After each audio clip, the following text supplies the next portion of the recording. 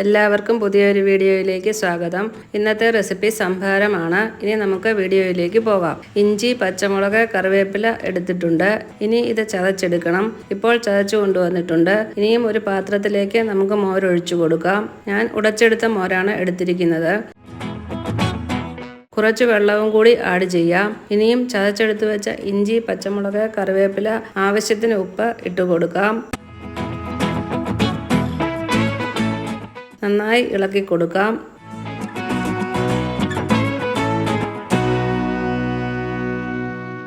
അടച്ചു വെച്ച് ഒരു 10 മിനിറ്റ് തണുക്കുവാൻ വേണ്ടി ഫ്രിഡ്ജിൽ വയ്ക്കാം. ഇപ്പോൾ 10 മിനിറ്റ് കഴിഞ്ഞിട്ടുണ്ട്. സംഭാരം റെഡിയായിട്ടുണ്ട്.